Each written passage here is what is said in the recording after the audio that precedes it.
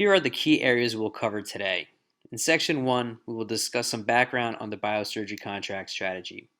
In Section 2, we'll take a closer look at the 2017 biosurgery contract strategy and its components. In Section 3, we will review financial impact of the new strategy. And finally, in Section 4, we will discuss next steps. Let's get started. Section 1, Biosurgery Contract Strategy and Background. Our biosurgery contract strategy goal is as follows. We want to utilize customer insights to design a contract strategy that will enable us to accelerate growth, earn share, and protect our base business despite the market pressures and growing competition. Let's discuss the current situation. All GPOs and independent agreements, with the exception of HPG and Amerinet, are set to expire on February 28, 2017. This represents about $356 million of Ethicon biosurgery business.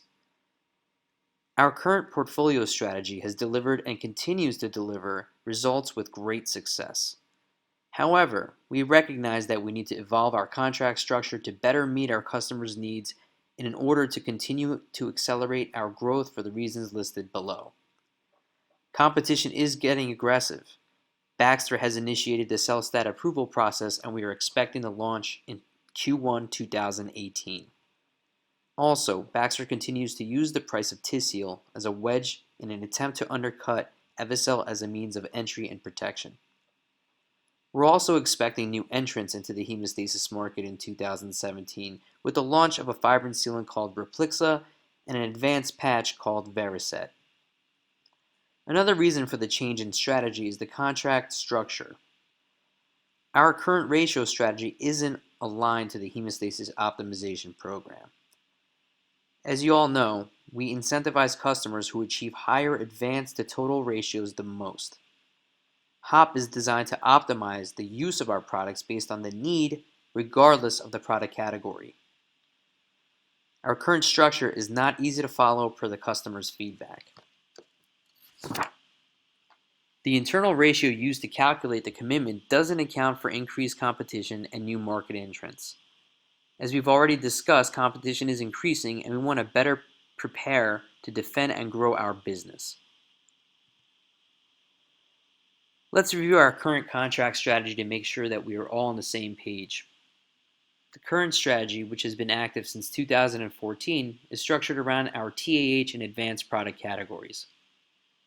Commitment level is measured by an internal ratio of advanced Ethicon business divided by total Ethicon hemostasis for our portfolio customers and TAH market share for our TAH-only customers. There's also a volume component to further segment customers based on the total volume of products they purchase from us. Let's take a closer look at the current contract grid. On the top, we have the biosurgery portfolio section for customers who purchase both TAH and advanced products.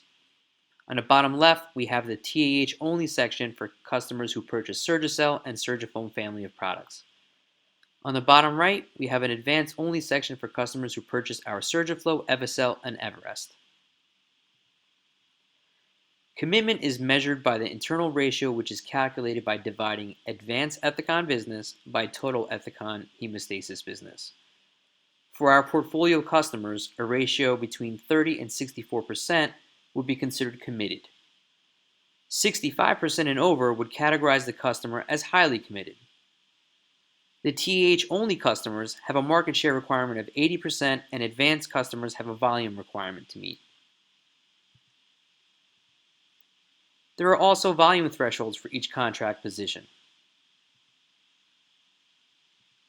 The combination of ratio and share position will lead to the following discounts for the TAH and advanced categories. Our strategy for HPG is quite different. Commitment is measured on market share rather than an internal ratio, which command the following discounts taken at each product category.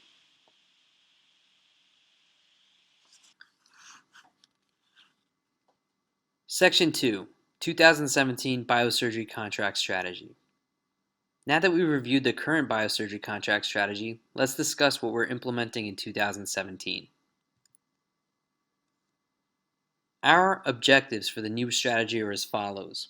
First and foremost, we want to deliver portfolio growth. We want to focus on Surgiflo, FSL, Everest, and Snow growth while protecting our Surgicel business. We want to penetrate large IDNs and teaching institutions. We want a contract strategy that contains the following elements. It's got to be simple to understand, easy to implement, and eliminate terms such as TAH and advanced, as through customer feedback we've learned that these terms can be confusing. We want to better align to the hemostasis optimization program. We want to reward highly committed and large accounts. We want to differentiate between portfolio commitment customers and ORC gelatin powder only customers. We want to sustain committed customer books of business in the face of increased competition. And finally, we want to offer flexibility for exclusive products as a means of a pull-through for the full portfolio. We're going to refer to this as the wedge strategy. So what did we come up with? Well, we put together a strategy that was modeled after the offering to HPG. Commitment level will be measured by market share, which will be sourced from CBT data, as well as a volume component to help segment our customers by purchasing volume. Now let's take a closer look at the contract matrix. We will start by reviewing the structure. The first column is commitment level. Column 2 is the tier number. Column 3 is the market share requirement. Column 4 is the volume threshold. Column 5 is the price book. As you can see, we're harmonizing to price book SD86. Column 6 is price protection duration. Please note that we're categorizing the products under the appropriate HOP bleeding type to better align to the HOP program.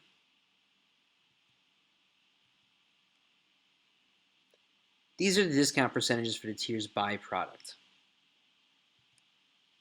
Two things I would like to note are as follows. Everest is listed as a line item price and not a discount off list. The reason for this is that we wanted to match the exact price of Everest as it's listed today by tier.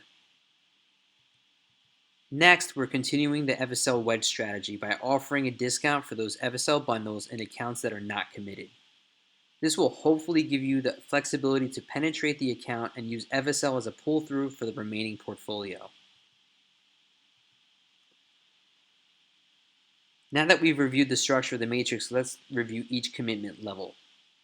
The highly committed tier is achieved with the minimum market share requirement of 85% in the total available market. Again, this calculation is sourced from CBT data and validated by the field sales organization. There are various volume thresholds for this set of tiers, and pricing will be based off a price book SD86. Highly committed customers will also benefit from 36 months of price protection from the start of the contract. The next level of commitment is referred to as committed. The committed level requires a minimum of 70% market share in the total available market. This level also has a various volume thresholds, and again, pricing will be based off of price book SD86. Committed customers will also benefit from 18 months of price protection from the start of the contract. The TAH only tier has been replaced with ORC gelatin powder only customers. This set of tiers requires 80% market share in a total of 8 ORC gelatin powder business. Again, there are various volume thresholds. However, the price book for this set of tiers is time of sale, which means that the price book will change as new price books are released. There is no price protection for these set of customers. The next set of tiers is access. For flowable fibrin sealant advanced patch only, which is used to be known as advanced, there is a $100,000 sales volume requirement. However, for ORC gelatin powder, there is no minimum. Please note that there are no market share requirements for access, and all pricing is based off of time of sale.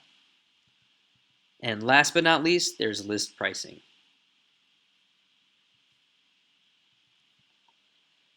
Here are additional business rules and incentives that can be applied to the offering.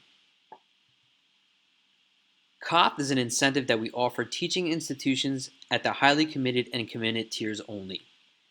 There will be an additional 2% taken off invoice and listed as tiers 14 to 19 in the tier listing that we'll review shortly. Please note that Everest is not eligible for the additional 2%. The next incentive is the new business incentive. This is also for the highly committed and committed tiers only. This incentive is paid in the form of a rebate of up to 20% on new business with a minimum growth of $100,000 for 1 year only. This incentive also requires AVP approval. The next incentive is the performance rebate or off invoice discount. Please note that you cannot offer both. It's one or the other. This incentive is only reserved for our highly committed customers with over $1 million of total Ethicon biosurgery business. If the customer meets the criteria, you can offer up to 3% as a performance rebate or up to 2% off invoice. This incentive also requires AVP approval. The final incentive is evaluation pricing, which can be offered for 90 days with AVP approval. Please note that the offering must be based off of matrix pricing.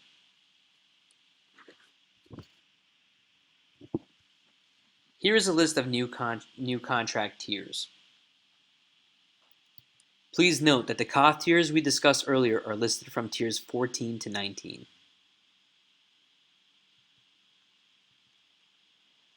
So far, we've been talking a lot about market share and total available market. Here's a list of competitive products that are included in the total available market from which to calculate Ethicon's market share. Please note that the products such as Arista, CoSeal, and BioGlue are not included in the list as we do not have like products. Ethicon does reserve the right to add competitive products to the market basket at any time. Here are some important notes to remember from a contract administration/implementation standpoint. As we have discussed earlier, compliance will be measured by using CVT data to determine the total available market and Ethicon's share within it. Non-compliance will be handled in the following manner. A non-compliant account will be moved to Access and will need to sign a new LOC for the appropriate tier. Cure periods, which are usually put in place to give accounts a chance to move towards compliance, will be consistent with the current policy. Business rules and additional incentives were put in place to enable flexibility when handling outlying situations. A pre-slotting approach similar to 2014 will be used to minimize resources and disruption. Contract admin will pre-slot Premier and MedAsset accounts using a list that will be validated by the contract directors and the field sales organization. Vizient accounts will need to have a signed LOC, and pre-slotting is not an option for Vizient. Section 3, Financial Impact. Please be aware that Pricebook SD86 contains a price increase on all products with the exception of Surgiphone Powder Code 1978, Surgiflow Endoscopic Applicator Code MS1995, and Everest Code EVT 5024. The column outlined in red represents the list price in 2017's Pricebook SD86. The next column represents the list price in the current Pricebook SD85. And the last column represents the price increase by code from the current Pricebook SD85 to the new Pricebook SD86. There are 2 points I would like to clarify here. As you can see, there's a 25% price increase for Surgicel Snow codes. This number may seem alarming, but keep in mind that Snow commands a lower discount rate since it's categorized as an advanced product in the current contract strategy. In the new contract strategy, Snow will command a deeper discount since it will be grouped with the Surgicel family of products. We will offset the deeper discount with a higher increase so that Snow pricing is normalized and appropriate. The other point I'm going to bring to your attention is that we've adjusted the Evicel ASA bundle price so that it matches the Evicel tip bundle price. Both of those bundles will now equal 3905 and 3908 at a multiple of 10.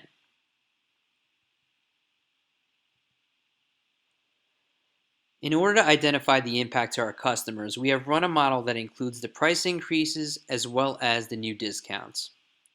Here are the impacts to each commitment /volume tier. As you can see, the customers with the lowest commitment will receive the highest increases. The customers with the highest commitment will receive relatively lower increases, thus staying true to our goal of incentivizing our most committed customers.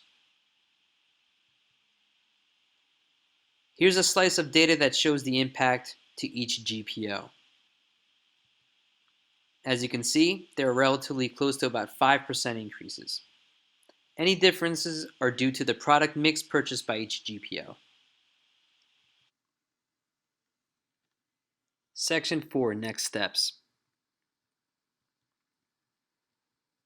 Here are a few tools and resources that may come in handy. First, the ST86 price file is included in the CRF located in Optimizer under the Media section. Also in Optimizer, there is a Total Market Basket Analysis, which is a tool to run contract analysis at the system and account levels. Please note that this tool is currently being updated with the target completion date of late January. In the interim, we'll be providing an Excel-based analysis tool to help you run your customer impacts. In early January, contract directors and Ethicon DSMs will receive a tier mapping file for validation. This file contains customers' current tier, market share, and future tier. For Premier and MedAssets customers, this file will be used to pre-slot accounts. For Vizient customers, LOCs will be required, and this tier mapping file will serve as a recommendation when signing up your customers. New information, tools, and timelines will be updated regularly, so please look to Optimizer headlines for the latest updates on the Ethicon Biosurgery contract strategy rollout.